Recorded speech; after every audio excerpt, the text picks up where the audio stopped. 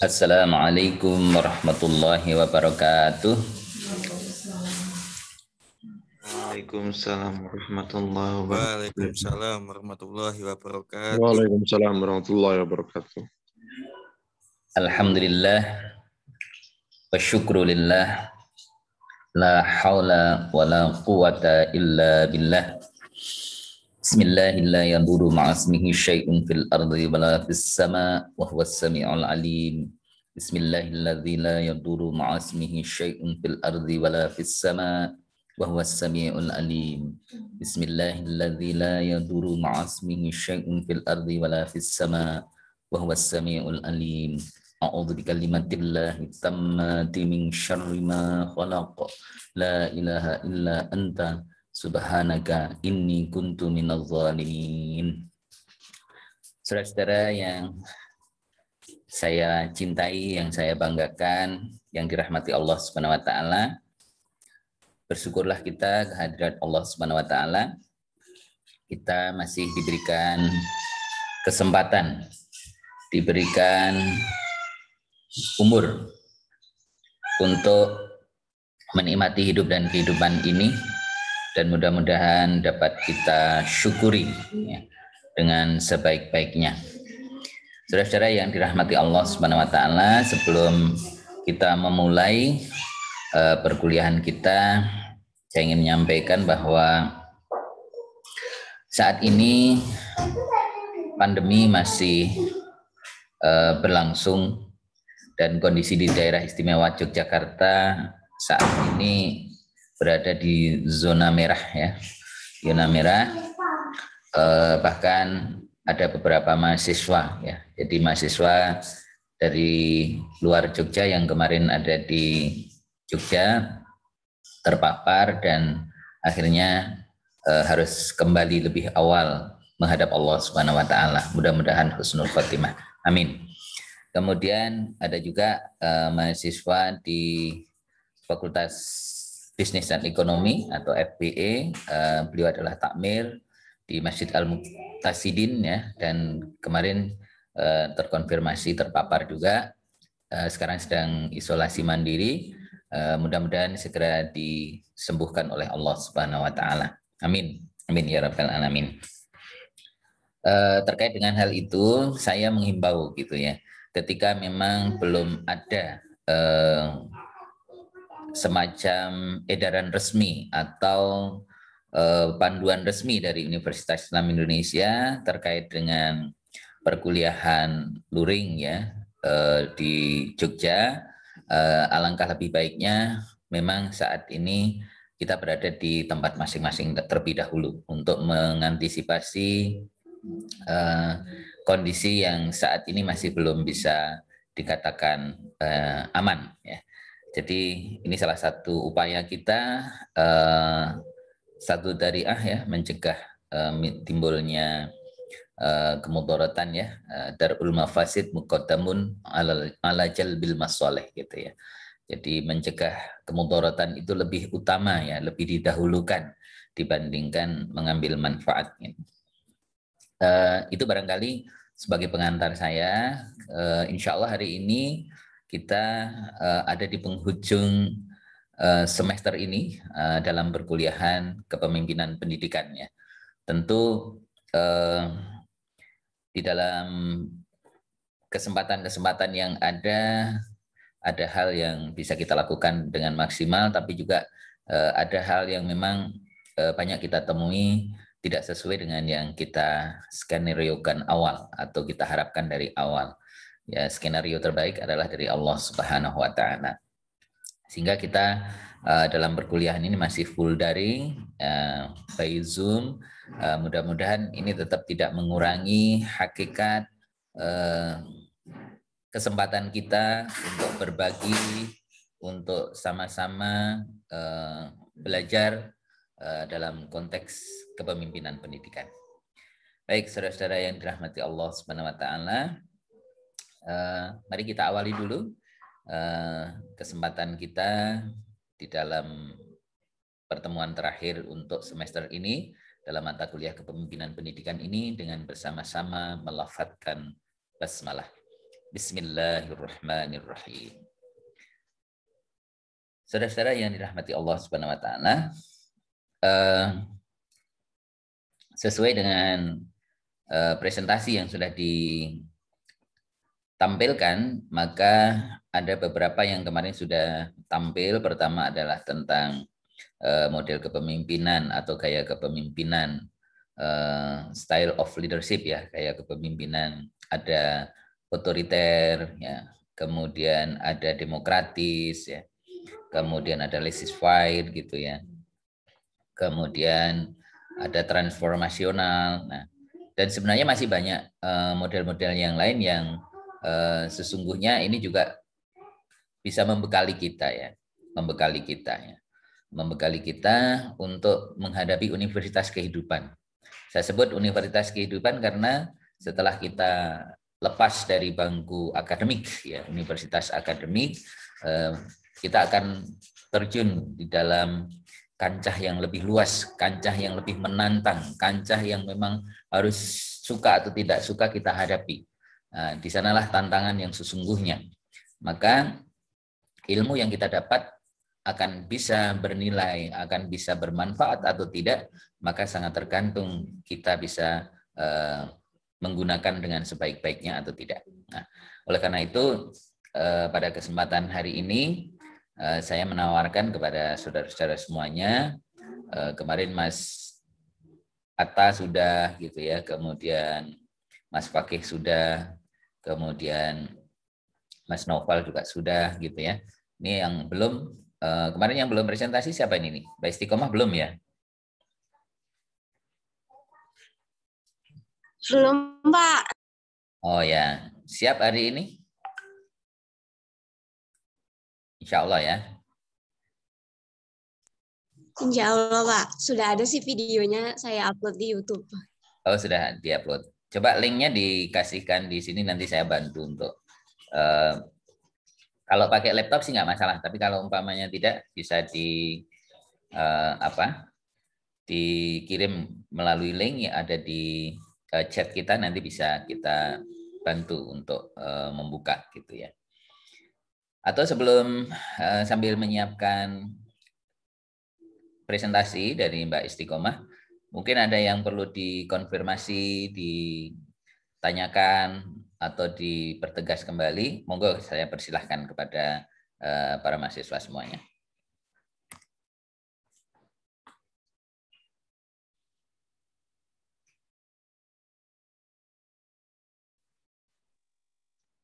Saya, Pak. Monggo Mas Atta ini. Mungkin ini pertanyaan saya terkait dengan universitas, ya. Maksud saya dengan melihat kondisi sekarang ini, apalagi PPKM yang saya rasakan di Solo, setelah itu di Kudus, Semarang, karena saya memang bolak-balik. Nah, lalu melihat teman-teman mahasiswa yang lainnya, apalagi dengan adanya banyak sekali isu dan kasus. Contoh, kemarin beberapa hari yang lalu ada sebuah isu tentang chemical trials, yaitu salah satu zat yang disebarkan melalui pesawat untuk menjaga kelembapan sehingga kasus COVID tetap jalan. Nah, ada isu seperti itu. Lalu ada isu juga tentang ambulans kosong yang sengaja pergi lalu lalang hanya untuk membuat ketakutan warga, dan banyak isu. Dalam pendidikan ada juga isu-isu yang sering bertebaran di sosial media, yaitu money oriented, di mana orang-orang sekarang memprioritaskan pencapaian di masa muda yang membuat anak-anak seusia saya mungkin itu lebih berpikir besok kerja apa, dapat uang banyak, caranya gimana, sehingga mengesampingkan karakter-karakter pendidikan.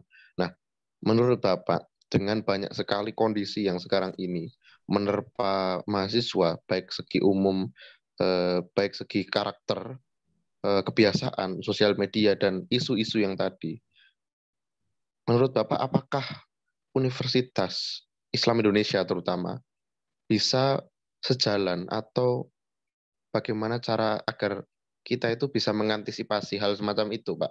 Supaya kita itu belajar tetap tenang, kita belajar tetap bagus seperti itu, Pak.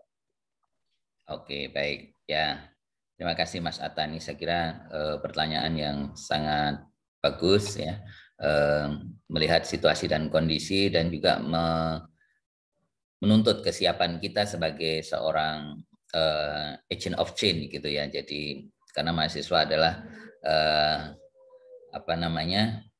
menjadi agen ya, agen untuk kedepannya. Sambil saya menjawab, nanti saya coba buka yang share-sharean dari Mbak Istiqomah. Jadi begini, saya jawab dulu terkait dengan isu-isu yang memang berkembang saat ini, ditambah dengan situasi politik kenegaraan di negara kita, maka memang kalau bagi saya yang memang sudah pernah mengalami beberapa periode gitu ya, tentang perjalanan Republik ini gitu ya, memang ada pihak-pihak tertentu yang mencoba memanfaatkan isu di tengah situasi yang memang sulit gitu. Dan kalau saya melihat memandang tentang situasi seperti ini, cara-cara seperti ini itu sebenarnya cara-cara yang laten. Disebut laten karena memang bisa suatu saat muncul kembali pada momen-momen tertentu gitu. Dan kalau kita lihat lagi, bukan kita menuduh siapa-siapa, tetapi cara-cara seperti ini adalah cara-cara yang dilakukan oleh gerakan komunis ya, gerakan komunis yang pernah ada di Indonesia. Jadi kalau ada yang menyebut bahwa komunis itu sudah tidak ada, itu keliru besar sekali. Jadi kalau ada seorang jenderal atau seorang mantan jenderal petinggi negara yang mengatakan komunis sudah nggak ada, itu naif, itu nonsen. Faktanya masih ada. Bahkan Yon Sewu dengan terang-terangan itu di sekitar istana itu banyak orang-orang yang memang aliansinya ke paham itu. Jadi kita kenal Budiman Sujatmiko dan seterusnya itu, Teten Mas Duki, dan kemudian si Neng gitu ya. Ya, itu adalah salah satu yang memang tokoh-tokoh yang secara tidak langsung mereka itu adalah orang-orang yang memang punya kepentingan seperti itu. Apalagi Ciptaning gitu ya, yang memang mereka sudah mengatakan saya bangga menjadi anak PKI gitu ya. Jadi ini kan salah satu contoh ya. Dan fenomena ini sudah muncul gitu, dan itu memanfaatkan situasi. Sayangnya masyarakat kita itu seringkali ya karena mungkin keterbatasan informasi, keterbatasan pengetahuan ya, keterbatasan pendidikan dan seterusnya, sehingga menganggap hal-hal seperti itu tidak dianggap hal yang biasa atau mungkin fenomena-fenomena biasa, yang kemudian dia setelah mendengar sesuatu kemudian biasanya ada ketakutan yang luar biasa. Nah, karena pengetahuan yang terbatas dan kondisi memang saat ini situasinya juga memang seperti sekarang ini, maka masyarakat memang kemudian menjadi takut gitu. Tapi bagaimana antisipasi kita sebagai seorang mahasiswa? Nah, salah satu yang saya pakai ya dalam rangka untuk membekali mahasiswa ya melalui materi-materi yang diberikan ke saya, bagaimana mahasiswa menguatkan karakter ya, jadi karakter. Nah, saya belajar dari Mahathir Mohamad gitu ya. Mahathir Mohamad itu di dalam karir politiknya memang sangat unik gitu. Dulu dia pernah bersama Anwar Ibrahim, kemudian memenjarakan, tetapi kemudian menggandeng lagi Anwar Ibrahim gitu ya. Nah, ini kan satu contoh ya. Ternyata apa? Salah satu hal yang beliau pegang adalah prinsipnya kita harus membekali umat itu dengan agama yang benar. Dengan agama yang benar, dan agama yang benar itu sumbernya dari Al-Quran dan As-Sunnah. Beliau mengatakan, jangan hanya mendasarkan pada hadis-hadis gitu. Karena dari berapa 6.000 hadis, 600.000 hadis yang disohehkan itu hanya sekitar puluhan ribu. Maka ketika ada hal-hal yang di dalam Al-Quran kok seolah-olah bertentangan dengan yang di hadis, maka kita harus merujuk kembali kepada hadis-hadis yang sahih dulu. Jadi itu menurut Mahathir Muhammad. Jadi lebih kembali pada Qur'annya. Bagaimana kata Al-Quran? Karena Al-Quran memang diturunkan oleh Allah Subhanahu Wa Taala adalah sebagai hudal linnas, hudal lil muttaqin. Sehingga itu yang kemudian dirujuk. Nah di Malaysia menurut beliau kadang-kadang ya pengajarannya agak terlalu dogmatis ya, tidak kontekstual, dan oleh karena itu seringkali malah menjadi bumerang bagi warga Malaysia itu sendiri. Sehingga beliau mengatakan ya kita harus kembali kepada Al-Quran, kepada agama. Jadi jangan sepelekan agama, tanamkan agama yang kuat, dan itulah bekal yang kuat. Dan apa?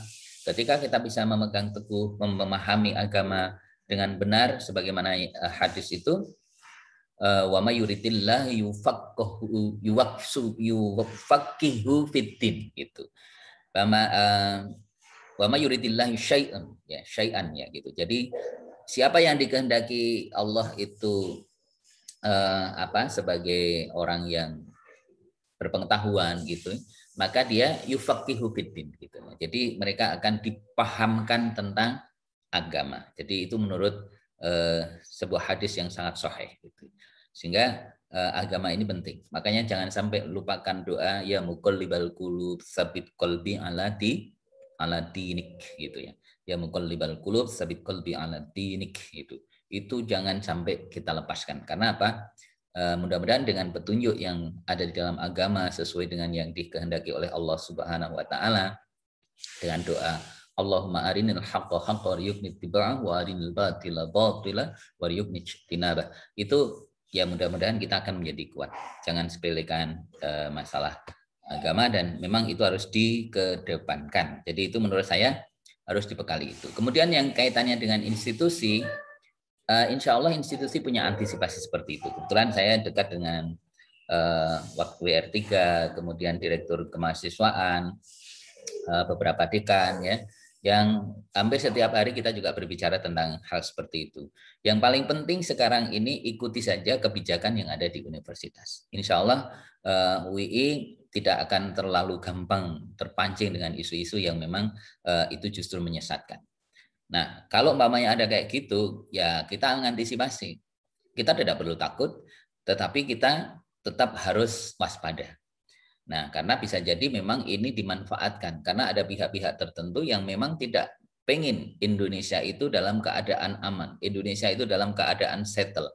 Karena Indonesia itu memang menjadi incaran, bukan saja negara-negara di sekitar kita, negara-negara yang disebut dengan adidaya, karena memang sumber alamnya ya yang sangat luar biasa, negara yang sangat makmur, negara yang sangat kaya raya akan sumber alamnya, maka wajarlah kalau Indonesia itu menjadi sasaran dari berbagai pihak, terutama mohon maaf saya sebut Chinese ya. Jadi Cina itu memang sangat berkepentingan dengan Indonesia. Apalagi Cina memang sudah nggak lagi menampung penduduknya, ya warga negaranya gitu, sehingga tidak ada negara yang tidak ada Cinanya, karena memang itu adalah salah satu strategi mereka untuk agar warga negara yang tidak tertampung di negaranya itu bisa menyebar. Nah, salah satu sasarannya adalah Indonesia. Itu kalau secara politisnya. Tapi kita sebagai mahasiswa ya tetap harus antisipasi itu, jangan tetap kita harus waspada, dan yang kedua tetap patuh dengan apa yang menjadi keputusan dari institusi, dari kebijakan-kebijakan. Kita sedang menyiapkan beberapa prosedur tentang perkuliahan di semester yang akan datang, dan sekarang tinggal menunggu finalisasi, dan insya Allah nanti akan di SK-kan gitu ya, sehingga nanti akan menjadi panduan bagi sivitas akademika. Ya, jadi untuk bisa melaksanakan sebuah proses pembelajaran, meskipun dengan situasi tertentu kita sudah mempunyai beberapa skenario. Ya, skenario. Jadi kalau melihat kondisi sekarang memang kayaknya kita belum akan melaksanakan dengan luring gitu ya.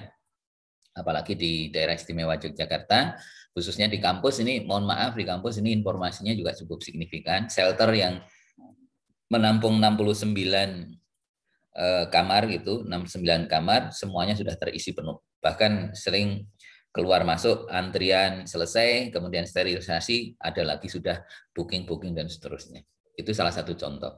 Kemudian beberapa tendik bahkan dosen itu juga informasi terakhir itu agak cukup signifikan itu terpapar. Nah, padahal juga kita tidak terlalu banyak keluar ya, hanya di kampus dan seterusnya. Sehingga ini memang perlu kewaspadaan yang sangat tinggi, kehati-hatian gitu ya. Oleh karena itu ketika memang tidak ada kepentingan yang sangat penting sekali ya kita patuhi protokol yang ada gitu ya, tapi dengan tetap antisipatif. Jadi tidak perlu harus takut dengan tadi ya isu-isu yang seperti itu, karena memang ya kita anggap tetap bukan disepelekan. Oh mungkin ini ya kita husnudzon dulu ya. Husnudzon dulu, tetapi tetap kita waspada, itu yang harus kita lakukan sebagai seorang mahasiswa. Dan memang tidak bisa lepas bahwa ada yang pihak-pihak tertentu yang mencoba memanfaatkan situasi chaos di negara kita ini dengan menyebar isu-isu baik di medsos, baik melalui isu langsung yang kemudian disebar di masyarakat gitu ya, dengan gerakan-gerakan yang langsung real gitu ya, yang itu membuat fearness atau ketakutannya gitu ya dari masyarakat kita. Nah, oleh karena itu ya kita sebagai mahasiswa, sebagai orang yang diberi peluang berpikir lebih cerdas, lebih arif, kita tetap waspada, tetapi juga jangan sampai takut berlebihan, dan kita tetap melihat, karena kita ada di bagian UI, ya melihat kebijakan yang di Universitas Islam Indonesia. Menurut saya seperti itu, Mas Hatta. Baik, Pak. Terima kasih, Pak. Oke, baik. Saya coba tampilkan dulu untuk Mbak ini.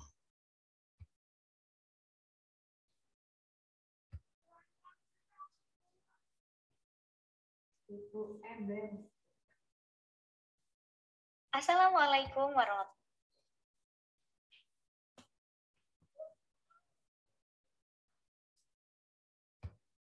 Oke, saya share screen dulu.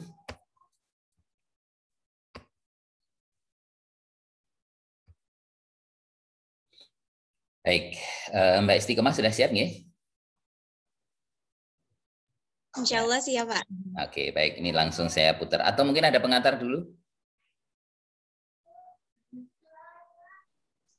Nggak ada sih, Pak. Langsung aja nggak apa-apa, Pak. Oke, langsung saja ya. Oke, terima kasih.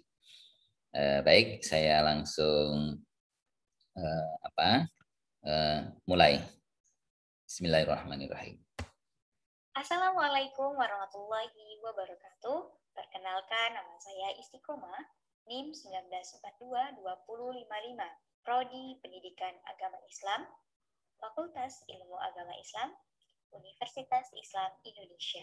Kali ini saya akan membahas tentang kepemimpinan transformasional. Sebelumnya, kepemimpinan adalah proses mempengaruhi orang lain untuk mencapai tujuan yang telah ditentukan. Pemimpin harus melihat kepemimpinan sesuai dengan situasi dan kondisi kepemimpinannya agar dapat mencapai tujuan organisasi.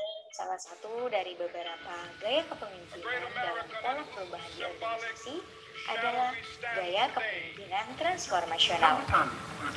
Kepemimpinan transformasional berasal dari kata to transform, yang berarti mentransformasikan atau mengubah sesuatu menjadi bentuk yang berbeda.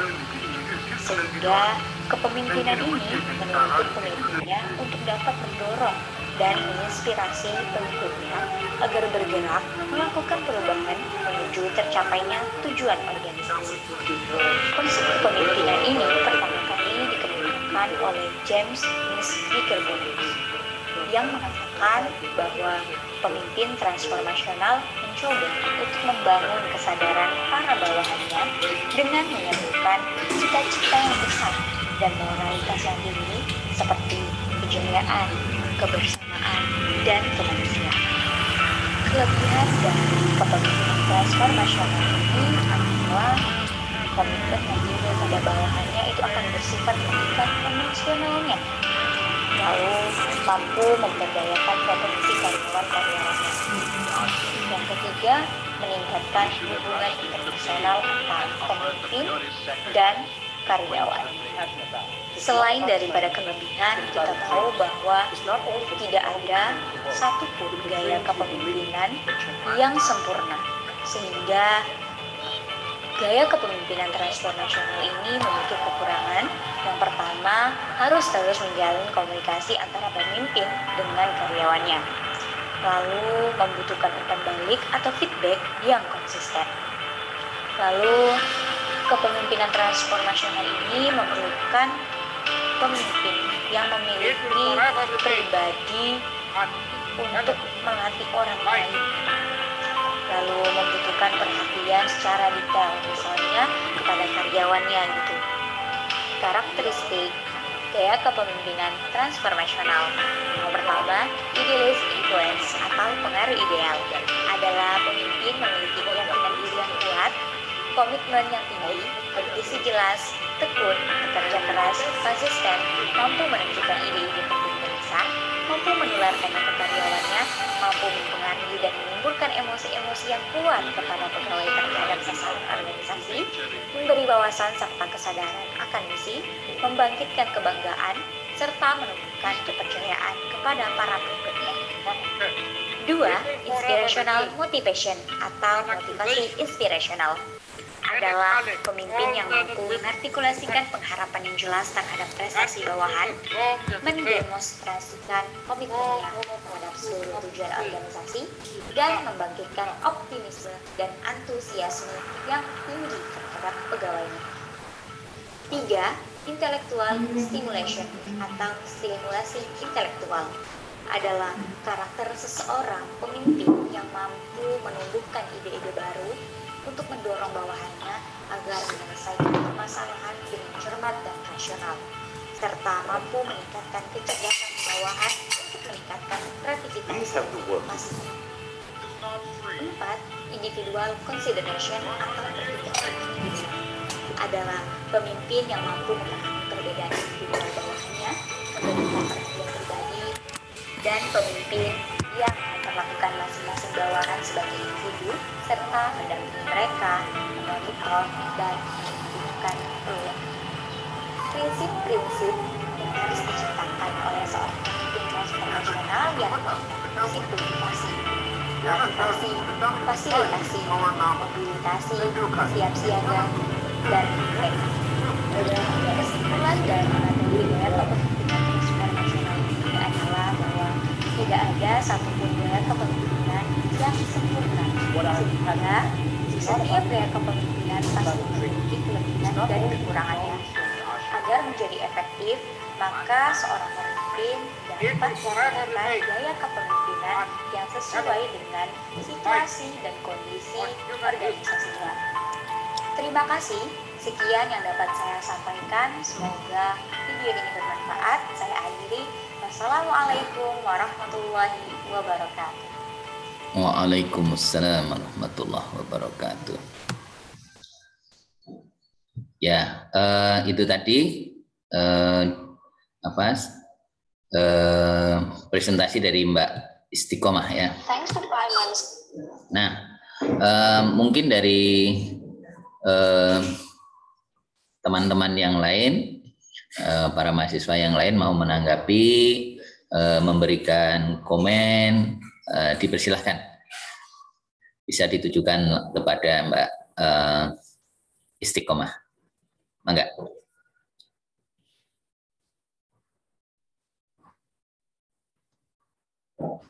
Misalnya Mas Fakih sama Mas Atta ini yang rajin untuk memberikan tanggapannya. Dipersilahkan, monggo.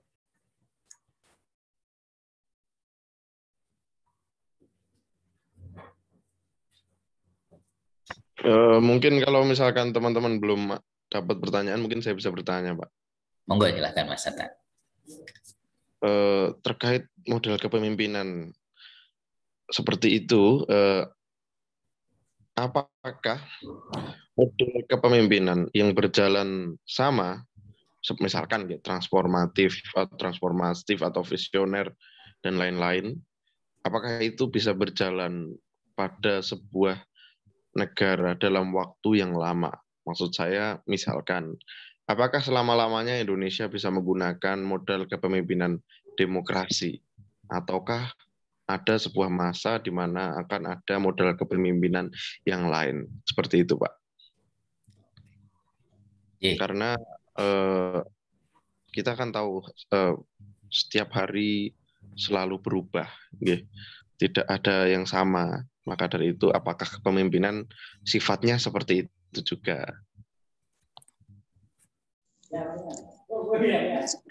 Langsung menjawab dari pertanyaan Mas Atta ya. Tadi kan mengatakan apakah model kepemimpinan itu selama-lamanya akan seperti itu gitu kan. Menurut saya sendiri seperti apa yang saya sebutkan di video, bahwa tidak ada model kepemimpinan yang sempurna, sehingga untuk lebih efektif maka model kepemimpinan itu disesuaikan dengan situasi dan kondisi pada saat pada saat seorang pemimpin itu memimpin gitu loh, memimpin dari negaranya, sehingga dapat disimpulkan bahwa tidak selama-lamanya bahwa model kepemimpinan itu selamanya dipakai gitu. Jadi sesuai dengan situasi dan kondisi dari suatu negara tersebut harus membutuhkan model kepemimpinan yang mana gitu. Dan tidak selamanya Indonesia itu demokrasi gitu kan. Karena memang sesuai dengan situasi dan kondisi yang dibutuhkan di dalam negaranya gitu, Pak. Mungkin demikian yang dapat saya sampaikan, Pak. Lebih kurangnya mungkin bisa ditambahkan sama Bapak. Oke, ya terima kasih Mbak Istiqomah. Saya kira saya sepakat gitu ya, sepakat dengan Mbak Istiqomah ya. Kalau menurut teori kontingensi itu kan memang atau teori situasional itu memang tidak ada satu model atau gaya kepemimpinan pun yang paling baik ya, tetapi sangat disesuaikan dengan sikon yang ada gitu ya. Kalau kita belajar dari pengalaman dan sejarah ya, tarikh gitu ya, pada masa awal Islam gitu, bagaimana Rasulullah mencoba mendakwahkan Islam gitu ya, itu sesungguhnya gaya atau model yang beliau terapkan ya, terlepas dari style pribadinya gitu ya, profil pribadi Rasulullah, memang kita tidak ada yang sedikit pun meragukan ya tentang Rasulullah.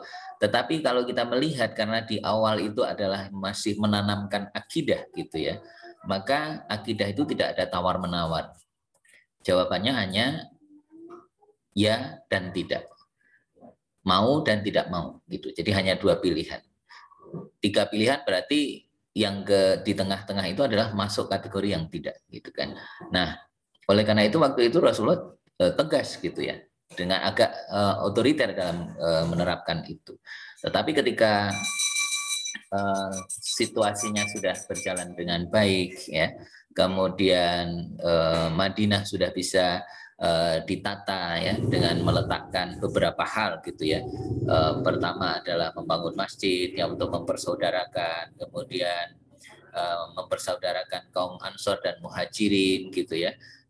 Dan kemudian meletakkan dasar-dasar masyarakat Islam mulai dari aspek ekonomi, aspek politik, aspek hukum dan seterusnya, maka model demokratis lah yang kemudian banyak digunakan, dipakai oleh Rasulullah SAW.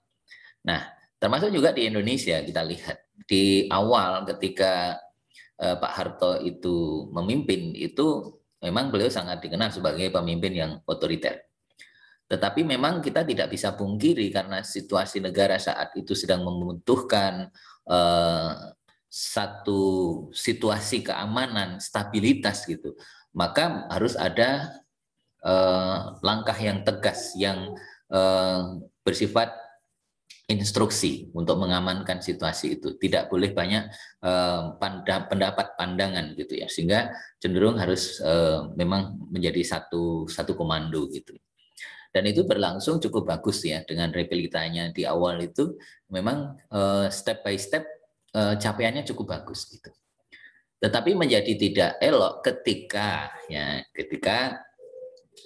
sudah mulai tertata, stabilitas itu sudah mulai baik, kemudian itu berlangsung terus-menerus gitu ya, sehingga keran demokrasi gitu ya yang ada perbedaan pendapat dan seterusnya itu tidak bisa mendapatkan kesempatan untuk bisa tersalur dengan baik. Nah itulah yang kemudian dianggap bahwa Pak Harto itu gagal, ya. Karena dia menerapkan otoritariannya terus-menerus gitu. Mestinya ya keran demokrasi tetap dibuka gitu. Beliau sebenarnya agak sedikit anti, lebih banyak ya, agak anti kritik gitu ya waktu itu ya, sehingga orang-orang yang banyak bertentangan, banyak berseberangan, berbeda pendapat dengan beliau itu ya memang harus disingkirkan gitu. Nah itu yang terjadi pada masa Pak Harto.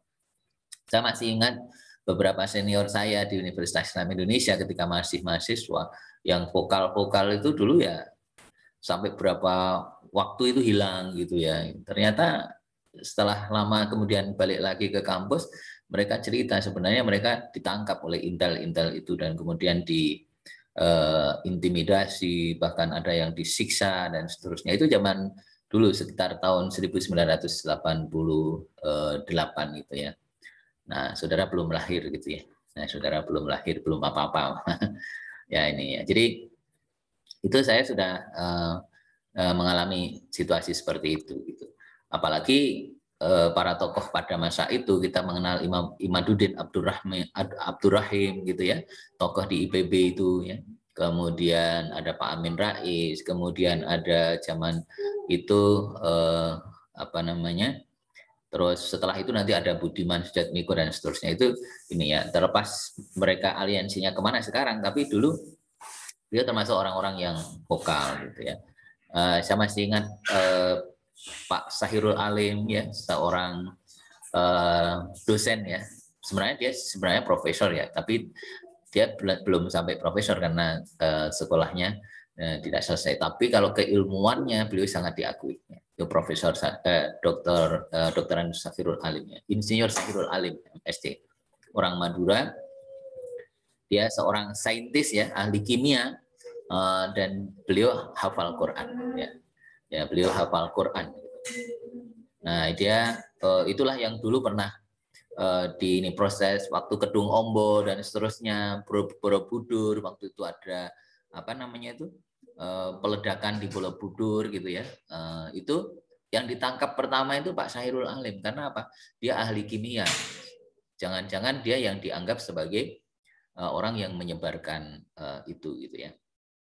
Menyebarkan informasi tentang bagaimana merakit bahan-bahan kimia untuk bom dan seterusnya.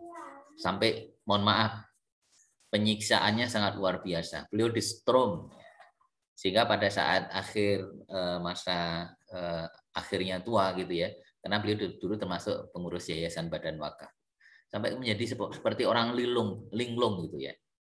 Jadi kalau ada sebuah forum, tiba-tiba dia masuk, kok saya nggak diundang ya? Nah itu sampai kayak gitu karena apa? Ya mohon maaf kalau ibarat alat-alat elektronik itu konslet gitu ya, karena memang karena pernah di strum ya. Ya kita tahu lah zaman dulu perlakuannya kayak gitu ya. Nah, ini contoh yang konkret ya daripada aktivis masa lalu gitu ya, yang itu tentu tidak main-main ya. Yang kita tahu orang-orang yang berbeda pendapat kemudian dibungkam, bahkan dipenjarakan dan seterusnya. Itu dinamika pada masa itu, yang itu tentunya tidak tepat gitu ya. Jadi menurut saya ya yang paling bagus itu adalah ya sesuai dengan situasi dan kondisinya. Nah fakta sekarang ini kan sebenarnya Indonesia menganut sistem demokrasi gitu. Tetapi faktanya demokrasi itu ya dikebiri kan, nggak ada sekarang ini. Prakteknya otoritarian gitu ya sekarang ini ya. Meskipun yang digembur-gemburkan demokrasi, tapi faktanya otoritarian gitu. Karena orang-orang yang berbeda pendapat dan seterusnya itu tidak diberi kesempatan untuk ini ya menyalurkan berbagai aspirasinya. Bahkan orang yang dengan baik tulus itu cinta NKRI, ya, kemudian dia mencoba mengantisipasi, menyampaikan isu-isu yang itu bisa menggerogoti NKRI, itu malah ditangkap ya. Ya, suka atau tidak suka seperti Habib Rizik dan seterusnya. Tidak ada sedikit pun dia mencirikan sebagai seorang yang bakal mengganti negara, dasar negara dan seterusnya. Tetapi karena ini mengancam kekuasaan, mengancam posisi, itu akhirnya ya dipersekusi. Yang tidak elok ya senior kita Pak Mahfud jadi ikut-ikutan gitu ya. Sehingga ya apalah artinya gelar profesor doktor yang keilmuannya luar biasa tapi akhirnya tidak dipakai gitu ya. Nah, ini sangat naif ya. Sehingga oleh karena itu memang yang paling penting memang kepemimpinan itu gaya itu tidak ada yang bisa terus-menerus. Tentu itu sangat disesuaikan dengan style dari personalnya gitu. Tetapi kalau itu sudah menjadi sebuah sistem di satu negara, ya tentu itu pun juga harus dikombin ya, harus dikombin. Kalau dalam situasi tertentu kan tentu ada gelombang-gelombang riak-riak dalam sebuah perjalanan sebuah institusi, sebuah negara itu pasti ada gitu ya. Tidak mungkin mulus terus-menerus gitu ya. Ya, jadi pasti ada pihak-pihak, mungkin kalau tidak dari internal ya eksternal gitu. Pasti seperti itu gitu. Ya, kita tetap harus antisipasi gitu. Yang penting kita bisa mengatasi berbagai masalah itu. Ya, jadi berbagai masalah itu dengan baik. Nah, tentu kalau itu kaitannya dengan gaya kepemimpinan ya disesuaikan gitu. Kalau itu dengan cara demokratis itu tidak tepat, dengan transformasional juga tidak tepat, ya kita menggunakan cara yang lain yang lebih pas gitu. Oh, ini yang lebih pas adalah gaya transaksional. Oh, kalau transaksional juga nggak tepat, berarti ini yang tepat adalah gaya otoritarian. Nah, umpamanya seperti itu. Tapi jangan sampai menggunakan, kalau saya ya itu menggunakan laissez-faire. Karena apa? Laissez-faire itu lebih pada yang penting tujuan tercapai, tentang berbagai cara yang ditempuh gitu, mau baik atau tidak itu kadang-kadang diabaikan. Ya, sehingga sering disebut dengan permissive model gitu ya, atau permissive style gitu. Sehingga itu tidak perlu kita kita pakai, tapi bukan berarti terus tidak kita pelajari. Itu perlu kita pelajari, tetapi tidak harus diterapkan. Ya. Menurut saya seperti itu. Ini tambahan saya untuk Mbak Istiqomah ya menjawab pertanyaan dari Mas Atta tadi. Mudah-mudahan Mas Atta bisa menangkap dan bisa memahami apa yang Mbak Istiqomah jawab dan juga saya tambahkan tadi. Demikian Mas Atta. Baik Pak, terima kasih. Pada intinya kita bisa, siapa tahu ketika teman-teman yang ada di sini atau siapapun mereka telah menjadi pemimpin pada masanya, itu bisa berarti model kepemimpinan yang terjadi berubah tergantung dengan situasi ya Pak. Betul.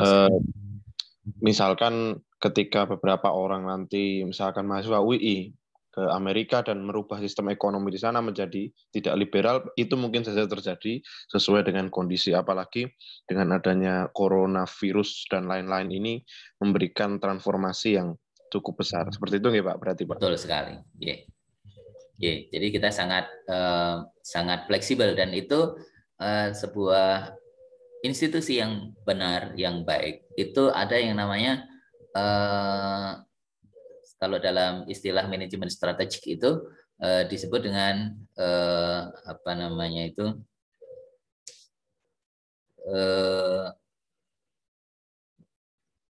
screening ya, screening ini ya tentang internal and external gitu ya, internal and external screening gitu. Jadi atau semacam antisipasi terhadap kondisi internal dan eksternal. Apa yang menjadi dengan bisa menggunakan SWOT ya, apa yang menjadi strength kita, kemudian weakness kita, kemudian opportunity kita dan juga threat kita gitu. Jadi dengan menggunakan itu. Jadi kita harus selalu tahu gitu ya. Oh, apa sih yang menjadi kekuatan kita, apa yang menjadi kelemahan kita, apa yang menjadi ancaman kita. Jadi dari secara internal maupun eksternal kita harus punya antisipasi seperti itu. Nah, tentu itu nanti akan menjadikan kita sebagai seorang pemimpin itu mengambil satu langkah, mengambil satu strategi tertentu. Bisa jadi kalau biasanya kita menggunakan demokratis, transformasional, itu mungkin dirubah karena memang situasinya sangat genting dan kita mungkin menggunakan model otoritarian. Karena apa? Tidak boleh ada perbedaan pendapat, kita harus satu komando gitu ya. Sehingga kalau di situ nanti terlalu banyak memberikan kesempatan, justru itu bisa menjadi ancaman yang sangat berbahaya. Nah, umpamanya seperti itu. Itu sangat mungkin sekali. Jadi menurut saya seperti itu, dan itu sangat dibenarkan menurut teori kontingensi maupun teori situasional bahwa tidak ada model kepemimpinan terbaik kecuali atau yang terbaik adalah sesuai dengan situasi dan kondisinya pada saat itu. Saya kira demikian. Baik Pak, terima kasih Bapak. Sama-sama. Nah, monggo silahkan, mungkin ada lagi yang lain yang hendak presentasi, atau mungkin dari Mbak Istiqomah masih ada tambahan? Kalau dari saya cukup sih Pak. Kalau teman-teman mau ada saran juga dari video saya juga boleh. Oke, ya. Kalau saya kira tadi tadi videonya sudah bagus ya, message-nya sudah kena ya, sudah sampai lah gitu ya. Juga tampilannya, terus suaranya juga itu juga bagus gitu ya. Ya, cuma tadi memang kalau suara background-nya itu tadi agak kekerasan ya, sehingga itu seolah-olah bersaing dengan suara narasi dari presentator gitu ya. Jadi mungkin itu ketika yang suara di background ya, yang dalam tayangan video itu lebih diperkecil, itu akan jauh lebih baik. Tapi saya cara overall saya kira it's okay lah, sudah baik gitu ya. Kita berikan aplaus untuk Mbak Istiqomah ya, luar biasa ya. Baik, next, ada yang mau presentasi lagi? Mumpung ini kesempatan terakhir, kita bisa bersama-sama untuk kesempatan bagi saudara yang belum untuk bisa menampilkan hasil karyanya di kesempatan hari ini. Dipersilahkan, monggo. Baik, yang mau tampil monggo silahkan bisa raise hand atau langsung menyampaikan.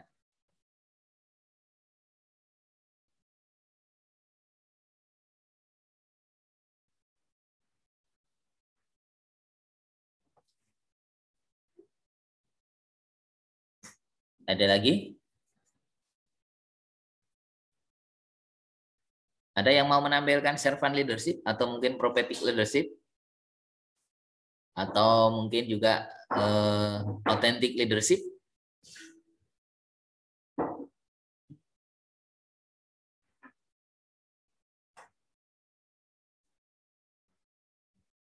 Silahkan kalau ada yang mau, atau mungkin ada yang mau bertanya, silahkan juga, dipersilahkan.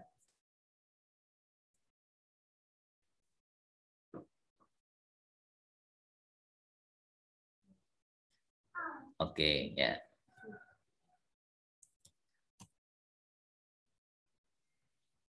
Oh ya, saudara-saudara yang dirahmati Allah SWT, sambil menunggu siapa yang akan presentasi, saya ingin menyampaikan bahwa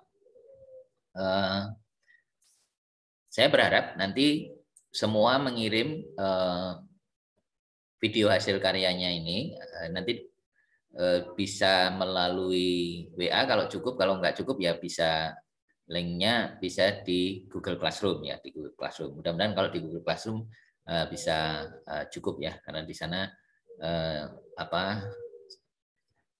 ruangnya masih luas ya, jadi bisa dikirim melalui Google Classroom. Dan saya berharap dikirim sebelum waktu UAS ya, jadi waktu UAS. Kalau tidak salah waktu UAS kita itu tanggal 21 kalau nggak salah, kalau nggak 22 ya. Nah ini, oleh karena itu nanti saya berharap ini bisa dikirim ke saya, sehingga nanti kita bisa memberikan respon dan juga memberikan apresiasi lah terhadap kinerja dan karya saudara gitu ya. Karena insya Allah ini juga bisa dibagi kepada orang lain ya. Jadi kalau ada orang lain suka ya insya Allah pasti subscribe ya. Sehingga Anda paling tidak bisa menjadi pemula ya. Jadi bahkan mungkin ada yang sudah profesional gitu ya untuk jadi YouTuber gitu ya.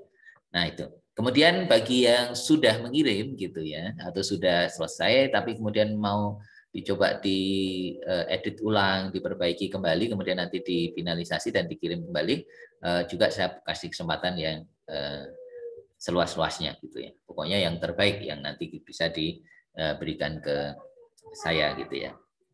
Insya Allah ini akan bisa bermanfaat ya. Karena ini adalah berbagi ilmu, insya Allah bermanfaat. Gitu. Nah, kemudian yang berikutnya yang perlu saya sampaikan juga, saya kemarin sudah membagi link untuk evaluasi gitu ya, kinerja tentang perkuliahan akademik. Nah, saya mohon dengan hormat kepada saudara-saudara semuanya, nanti bisa mengisi ya, bisa mengisi, memberikan penilaian terhadap kinerja saya dalam mendampingi, mengawal, atau menghantarkan mata kuliah ini. Nah, jadi fair saja, nggak usah takut-takut gitu ya. Jadi insya Allah itu akan sangat bermanfaat buat saya dan juga buat institusi gitu. Jadi kalau baik ya katakan baik, kalau kurang baik ya katakan kurang baik. Jadi apa adanya. Jadi saya lebih suka yang seperti itu. Jadi enggak usah ditutupi gitu ya. Jadi ini yang saya inginkan, karena untuk feedback itu harus begitu ya. Kita harus siap gitu.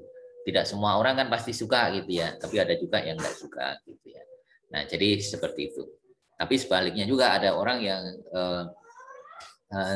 suka gitu ya. Nah, ini ya meskipun kelihatannya nggak usah, tapi sebenarnya suka ya katakan yang sejujurnya. Gitu.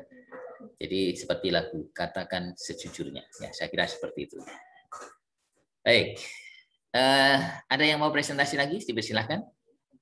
Ini kesempatan yang langka, yang mahal ya, karena nanti kalau tidak kan hanya dari hasil ini. Hasil video, tetapi kalau presentasi kan akan lebih memberikan nilai tambah karena memang ada poin khusus untuk presentasi. Meskipun tidak, meskipun belum, tetapi memberikan respon juga saya anggap sebagai bagian dari keaktifan dan dalam sebuah presentasi. Monggo silahkan. Mbak Triska kemarin sudah ya? Halo? Mbak Triska, Mbak Rika gitu ya. Kemudian Mbak Karohmah ya. Apa kemarin sudah? Belum, Pak. Belum ya. Mbak Karohmah mau tampil? Enggak dulu, Pak. Enggak dulu. Ya, atau yang Adam mau menyampaikan atau mau tampil, monggo silakan. Diberi kesempatan. Karena ini adalah kuliah kita yang terakhir untuk mata kuliah kepemimpinan pendidikan di kelas A ini.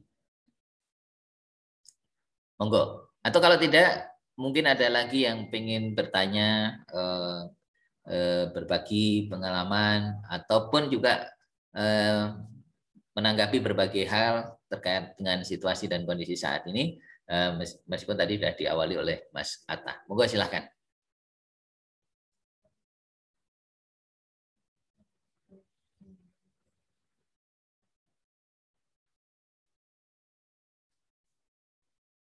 Ya, baik. Kalau memang belum ada, saya ingin sampaikan bahwa tadi Mbak Istiqomah menampilkan tentang kepemimpinan transformatif ya.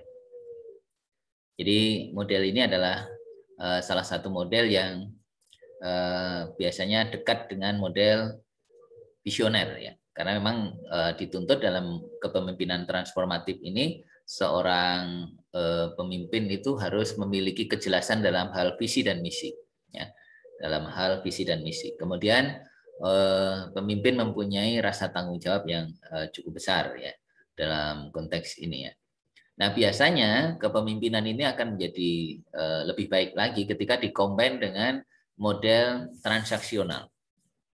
Apa itu transaksional? Di mana seorang pemimpin itu memberikan kesempatan kepada anggotanya, kepada bawahannya gitu ya, untuk berpartisipasi, dan biasanya penghargaan itu didasarkan atas apa yang dikontribusikan kepada institusi dan juga diberikan kepada pemimpin pada waktu itu, bukan kepada pemimpinnya tapi kepada institusi, sehingga nanti itu bentuknya berupa reward and punishment gitu ya. Nah kalau kepemimpinan maka sering menjadi transaksional transformatif. Nah biasanya seperti itu, atau transformatif transaksional. Itu biasanya ada model seperti itu ya. Jadi yang dikombin ya, dari dua model kemudian menjadi satu model, karena itu dikombinasi. Ya, itu akan menjadi lebih baik. Di mana seorang pemimpin bisa memberikan penghargaan kepada orang-orang yang ada di dekatnya yang terbaik dengan memperhatikan distributive justice atau keadilan yang ada, itu bisa melihat mana yang paling harus diberikan penghargaan, apresiasi yang tinggi, dan mana juga yang tidak banyak memberikan itu dan bahkan mengancam, maka kemudian diberikan sanksi-sanksi tertentu. Nah, ini yang sering terjadi gitu. Nah, tadi sudah saya sampaikan bahwa di dalam model transformatif ini yang lebih utama adalah bagaimana seorang pemimpin bisa mensosialisasikan ya, mengkomunikasikan ide, gagasan, visi misinya itu kepada anggotanya dengan baik. Maka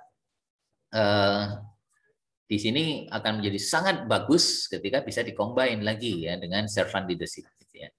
Jadi seorang pemimpin yang orientasinya itu adalah memberikan pelayanan yang terbaik. Kalau kita ingin dilayani orang lain, maka layanilah orang lain dengan sebaik-baiknya. Itu adalah rumusnya. Jika kita ingin dihargai orang lain, maka hargailah orang lain, maka niscaya orang lain akan menghargai kita. Nah, tapi kalau kita tidak menghargai, bagaimana mungkin pemimpin akan menghargai? Nah, itulah yang pernah disampaikan oleh Ari Ginanjar Agustian itu, yang mengatakan bahwa seorang pemimpin yang itu sebenarnya dia mengambil dari sebuah hadis, maka sebaiknya dia adalah orang yang dicintai, ya, orang yang mencintai sehingga ia dicintai. Jangan mengambil seorang pemimpin itu orang yang membenci, gitu ya, yang membenci, ya, dan dibenci. Nah, jadi seorang pemimpin itu jangan yang membenci dan dibenci, tapi carilah orang yang mencintai dan dia dicintai. Jadi seperti itu. Nah, kalau di Indonesia sekarang itu nggak gampang gitu ya. Ya, karena memang medsos berperan besar gitu ya.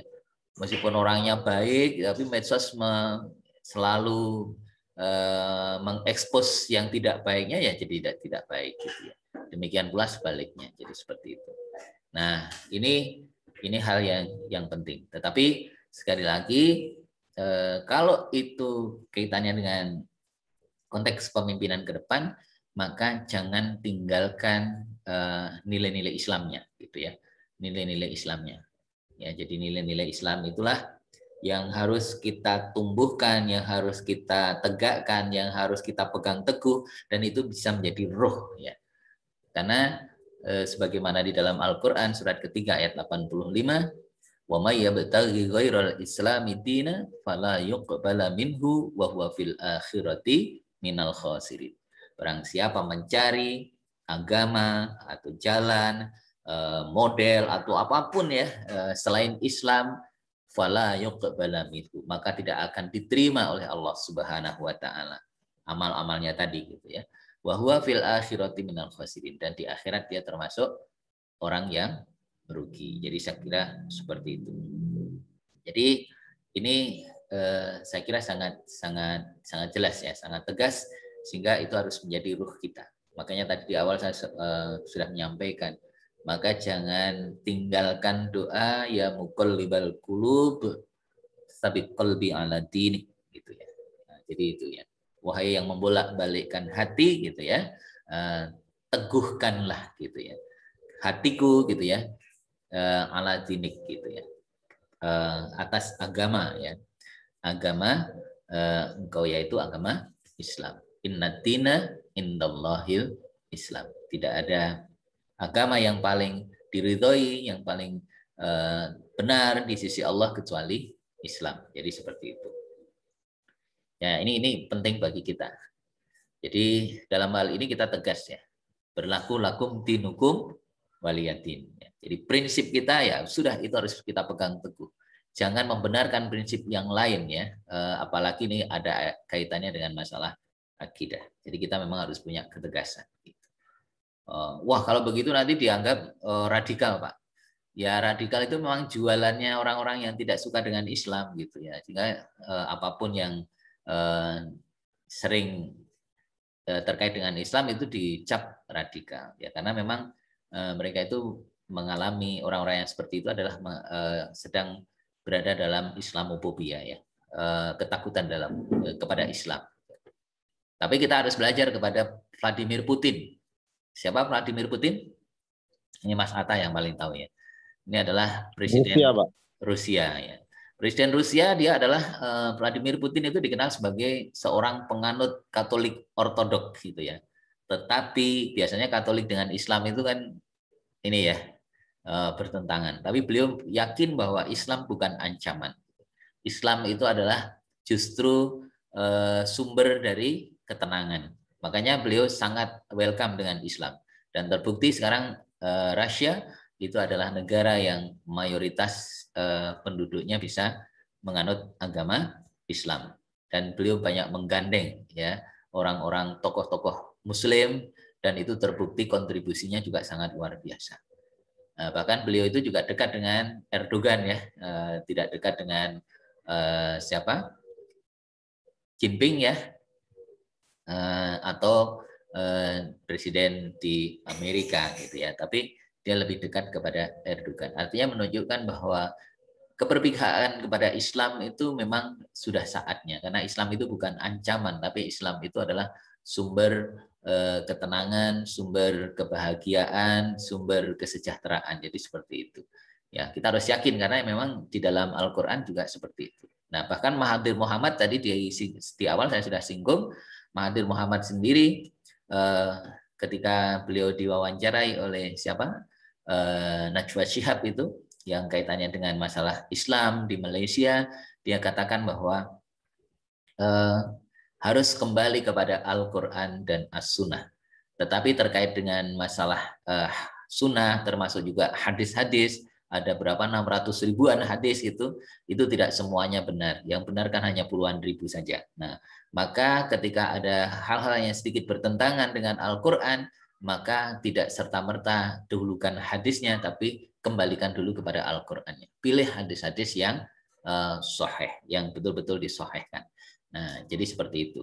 Jadi kalau di Indonesia kan yang penting hadis itu kadang-kadang seperti itu. Itu ya, amaliyahnya kadang-kadang jadi seperti itu. Ya mohon maaf yang seperti ini memang kita harus hati-hati. Kita harus lebih bisa memilah dan memilih agar kualitas kita sebagai seorang yang mengabdi kepada Allah Subhanahu wa taala itu menjadi baik.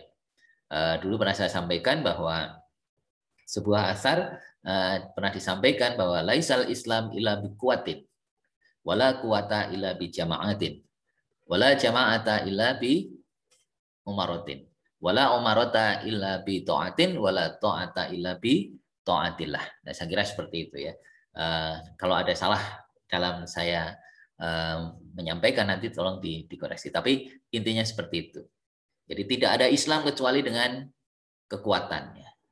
Dan tidak ada kekuatan kecuali dengan jamaah, berorganisasi. Tidak sendiri-sendiri, tapi dengan berjamaah. Ya, dengan organisasi. Ya, dengan sebuah kesatuan, unity negara gitu ya. Dengan organisasi yang kuat.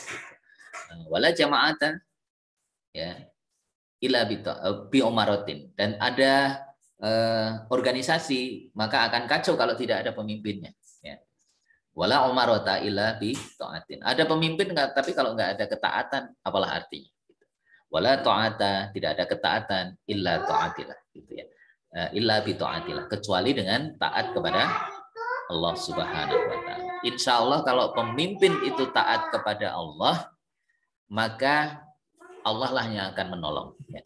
In tansurullah yang surkum wa yutsabbit aqdamakum. Surat Muhammad ayat 7. Jelas sekali gitu. Barang siapa menolong Allah, agama Allah, niscaya Allah lah yang akan menolongnya. Allah akan meneguhkan ya, kedudukannya gitu. Nah, ini jelas sekali buat kita ya. Nah, itulah saudara-saudara yang dirahmati Allah, semangat kita, giroh kita harus kita tunjukkan. Karena kita sebagai seorang muslim, dan Anda tidak perlu ragu-ragu ketika Anda sudah memilih Islam, itu adalah jalan yang benar. Maka anugerah, nikmat, karunia tertinggi itu adalah nikmat iman dan Islam. Nah, sehingga itu tinggal menambah yang lain, tinggal menguatkan dan seterusnya. Ya, saya kira itu yang jadi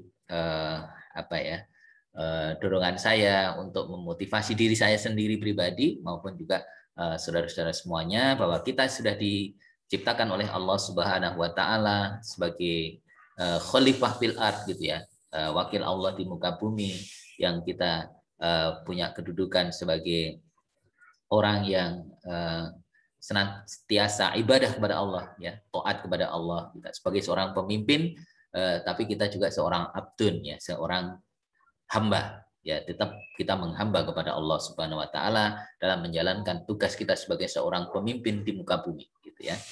Nah, dan kita ingat bahwa suatu saat kita akan dimintai pertanggungjawabannya, ya, di hadapan Allah Subhanahu wa taala. Bahwa kita diciptakan oleh Allah tidak dalam keadaan sia-sia, tetapi nanti akan mempertanggungjawabkan apa yang kita perbuat.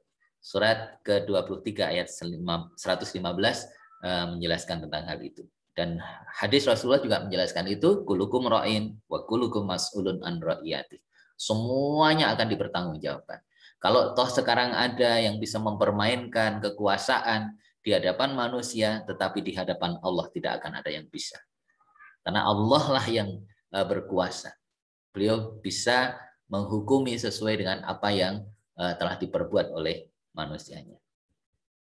Jadi itulah saudara-saudara yang dirahmati Allah, untuk menguatkan semangat kita bahwa kita telah diberikan potensi oleh Allah Subhanahu wa taala, maka kita gunakan potensi itu dengan sebaik-baiknya sebagai wujud kita mensyukuri nikmat dan karunia dari Allah Subhanahu wa taala. Jangan salah gunakan, ya. Karena kalau itu kita salah gunakan, maka Allah tidak menghendaki itu. Maka kalau Allah tidak menghendaki yang seperti itu, maka biasanya Allah akan menguji manusia itu dengan berbagai cobaan-cobaan. Termasuk di akhir-akhir ini banyak muncul penyakit yang sulit diobati gitu ya, yang itu menjadi wabah di mana-mana gitu ya, yang itu akan menghancurkan manusia. Dan itu akan bisa berakhir ketika manusia kembali kepada Allah Subhanahu wa taala. Jadi walau ana ahlal qura amanu wa taqaw la fatahna alaihim barakatim minas sama'i wal ard walakin kadzabu fa akhadnahum bima kanu yaksibun. Jadi kita akan hal itu kita akan mendapatkan anugerah karunia berkah dari Allah Subhanahu wa taala yang diturunkan dari langit dan bumi, tapi syaratnya kita harus beriman dan bertakwa. Beriman dan bertakwa berarti taat, tunduk, patuh, mengikuti jalan yang telah ditunjukkan oleh Allah Subhanahu wa taala, tidak mengingkari petunjuknya dan tidak mengingkari jalan yang telah diberikannya. Jadi seperti itu. Baik, saya kira itu saudara-saudara yang dirahmati Allah, karena ini merupakan kuliah yang terakhir. Sekali lagi, kalau dalam menghantarkan materi kepemimpinan pendidikan ini ada salah dan khilaf, tidak berkenan, mungkin ada kata-kata, sikap, atau tindakan, atau pendapat dari saya tidak sesuai dengan yang saudara harapkan, saya mohon maaf yang sebesar-besarnya. Semata-mata kita adalah berdiskusi, mengkaji tentang ilmu yang harapannya ilmu itu menunjuki kita untuk semakin tawaduk kepada Allah Subhanahu wa taala, bukan semakin jauh dari Allah Subhanahu wa taala. Intinya itu saja. Baik, saya kira itu. Oh ya, sebentar, ini ada ini. Nah, barangkali sebelum saya akhiri, ada komen atau tanggapan? Monggo silahkan, Mas Ali sebagai koordinator kelas, monggo. Ya Pak, terima kasih Pak waktunya. Sebenarnya mungkin sudah sangat cukup ya Pak, apa yang dari awal pembelajaran sampai sekarang itu sudah cukup memberikan wawasan terutama terkait kepemimpinan secara umum dan juga kepemimpinan di ranah pendidikan seperti itu. Tapi mungkin di sini kalau menurut saya itu ya kepemimpinan yang ditekankan itu lebih ke umumnya ya Pak ya. Karena kita tidak hanya sebagai pendidik di masa mendatang, tapi juga sebagai pemimpin masyarakat di masa mendatang. Entah itu di bidang politik, bidang sosial, keagamaan dan lain-lain.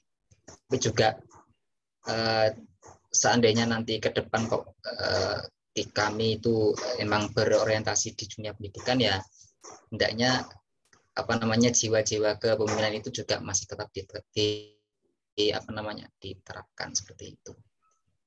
Dan overall juga materi-materi yang sudah Bapak sampaikan dari awal sampai sekarang sudah mencakup semuanya lah Pak, seperti itu. Menurut kami sudah cukup dan mungkin lebih dari cukup. Tinggal kami saja yang bagaimana untuk mengelola, meneruskan dan mengimplementasikan nanti di kehidupan yang selanjutnya seperti itu. Terima kasih. Mas Ridwan mewakili teman-teman, dan sekali lagi kalau ada kekurangan saya mohon maaf yang sebesar-besarnya. Karena ini kuliah terakhir, mari kita bersama-sama memohon ridho dari Allah Subhanahu wa taala. Kita tutup dengan berdoa bersama-sama. Allahumma salli ala Muhammad wa ala ali Muhammad. Alhamdulillahi rabbil alamin. Hamda yuafi ni'amahu wa yukafi mazidah. Ya Rabbana lakal hamdu kama yanbaghi li jalali wajhika wa 'azimi sultani. Rabbana zalamna anfusana wa illam taghfir lana wa tarhamna lanakunanna minal khasirin. Rabbana la tuzigh qulubana ba'da idh hadaitana wa hab lana min ladunka rahmah innaka antal wahhab. Allahumma arinal haqqa haqqan warzuqna ittiba'ah wa arinal batila batila warzuqna ijtinabah. Rabbi adkhilni mudkhala sidqi wa akhrijni mukhraja sidqi waj'alni min ladunka sultanan nasira.